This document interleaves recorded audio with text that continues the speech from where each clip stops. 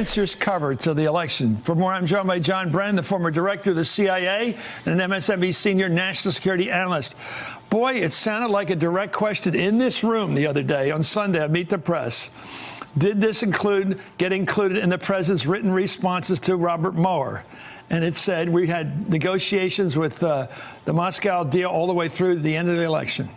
Yeah, I think he's trying to cover the bases all the way up to Election Day. But it's quite clear, I think, in my mind, that Donald Trump was uncertain whether or not he was going to prevail in the election. And he was keenly interested for many years in trying to get a Trump Tower in Moscow. And so keeping those interactions and engagements open and trying to entice the Russians in terms of what it is that he might be able to do, I think it just reflects that there were active business discussions ongoing when Donald Trump was running for president of the United States. Well, the obvious conflict was even obvious to Donald Trump because he's lied about this all along. He never has admitted that he was doing these dealings with Putin, who has to approve any real estate deal of that magnitude, during the time he was campaigning as an American leader, trying to pretend he was looking out for the American people when he was actually working a deal all that time. Well, I think Donald Trump has always been interested in his own public profile, but also in his own privy purse. And I think he was pursuing some financial opportunities while he was considering first the run for the president and then also during the campaign. And that's why I think the Mueller investigation is really important to try to get to the bottom of what was underway in terms of what was talked about, what was promised, what was pledged, because certainly since Election Day, Donald Trump's behavior and actions toward Russia and toward Mr. Putin are quite puzzling in terms of what is he doing? Is he trying to pay back? Is he trying to cover up? Is he trying to follow through on some commitments? And the FBI financial investigators are among the best in the world, and I am hoping and confident that they're going to come up with whatever might have transpired.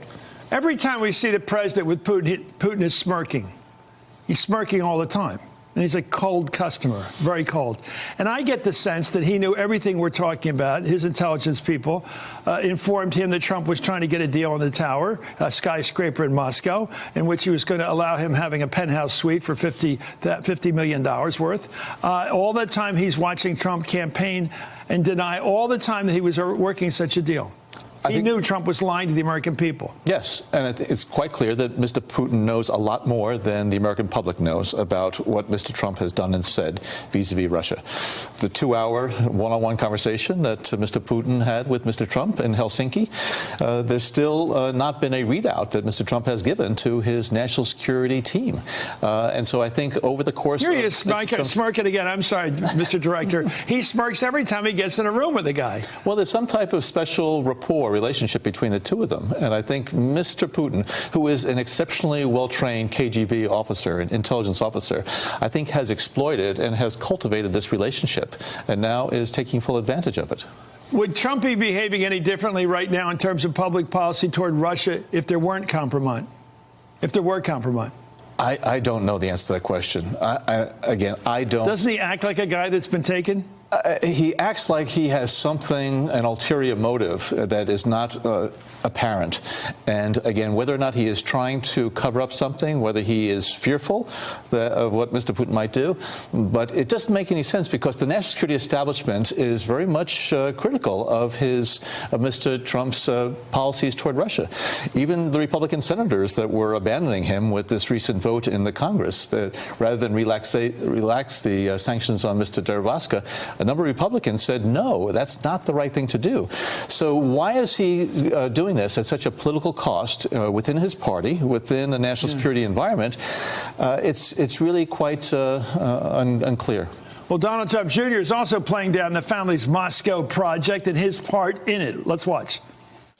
When was the last discussion about this Trump Tower deal? Because Rudy got everybody really confused, I have to say. Yeah, I don't know. I don't talk about things that I don't know about. But, unfortunately, that sometimes happens, no different than anyone else. But the reality is this wasn't a deal. We don't know the developer. We don't know the site. We don't know anything about it. Ultimately, it was Michael Cohen essentially trying to get a deal done. He was there for a long time. He wasn't exactly a deal guy. Didn't bring too many to the table. So I don't think anyone took it all that seriously. But Michael Cohen's guilty plea made clear that Cohen, quote, discussed the status and progress of the Moscow project with Trump, and he briefed family members of Trump within the company about the project. We also know that Trump's seniors signed a letter of intent with a Russian company to pursue the Moscow deal.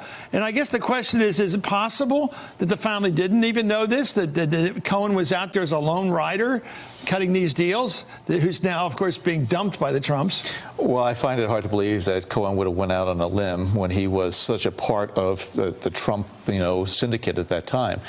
But I must say, during the summer and fall of 2016, when I was director of CIA, there were a lot of very, very curious interactions between U.S. persons that may have been affiliated with the Trump campaign and with Russian officials or Russian citizens. And Jim Comey and I had a lot of conversations about it. That's why I said in public testimony that it was right that the FBI pulled these threads to find out whether or not individuals, whether it be Michael Cohen or others, were being duped or were actually cultivating on their own the relationship with Russians that they were trying to then capitalize on. Because I do think that Mr. Trump was really looking to be able to increase his financial interests in the event that he didn't win the election. Right up here in Washington on Wisconsin Avenue at that high promontory up there overlooking the city with a line of sight to the White House, we've got the Russians.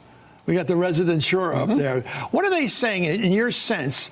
You're the pro here. What do you think they think about Trump and what he's up to when they watch him on TV and they report the soft intelligence every night about Trump's kisses, these kisses he keeps blowing to Moscow? How do they interpret that over there? Well, the experts here, rather, about what's going on between those two men. Well, I think, first of all, I think a lot of Russians are laughing at what's happening here in the United States because we are in such disarray and because Mr. Trump is pursuing these mindless policies that I think are undermining U.S. national security interests.